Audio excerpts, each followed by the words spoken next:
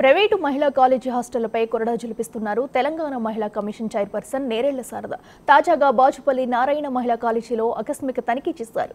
కాలేజీలో హాస్టల్ నిర్వహణ అస్తవ్యస్తంగా ఉండటంతో యాజమాన్యం తీరుపై అసంతృప్తి వ్యక్తం చేశారు ఆమె.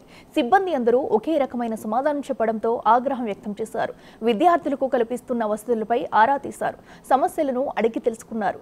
విద్యార్థులకు సరైన వసతులు కల్పించకపోతే కఠిన చర్యలు తీసుకుంటామని హెచ్చరించారు. పెరుగులో బళ్ళు వచ్చిందంట, కనీసం మూతలు పెట్టారట ఫుడ్ మీద.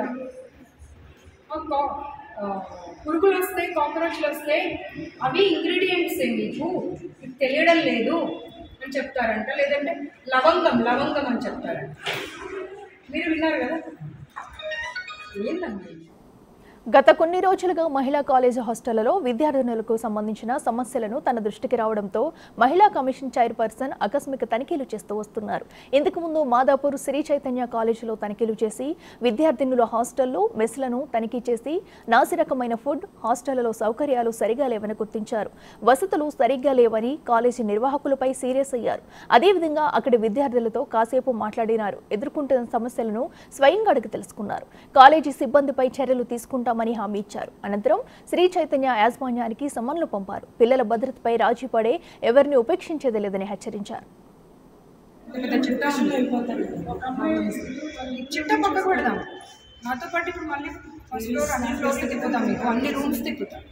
అది మనుషులు ఉండగలిగిన ప్లేస్ అయినా రూమ్స్ అయినా మీరు ఒక్కసారి చెప్పండి.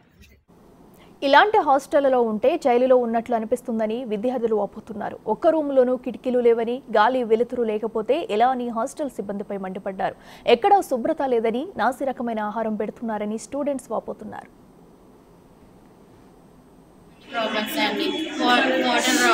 ఫుడ్లో మెస్, మళ్ళీ డస్ట్బిన్స్ దగ్గర ఫుడ్ మంచిగా క్లీన్ చేయాలి. 3-4 డేస్కి వస్తే తీస్తారు. వాష్రూమ్స్లలో శానిటరీ నాప్కిన్స్ అవన్నీ తీసారు. 3-4 డేస్కి వస్తే తీస్తారు. అవి కూడా బయట తీసుకొచ్చి పెడతారు. ఫుడ్ విషయానికి వస్తే మొత్తం వాటర్ లాంటి రైస్ అనేది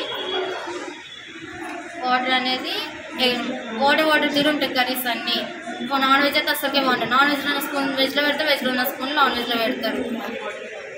తాగే వాటర్లో కాక్రోచెస్ వస్తాయి. మొన్న అయితే ఇట్టే కొట్టారు ఏకంగా డ్రింకింగ్ వాటర్ దగ్గర.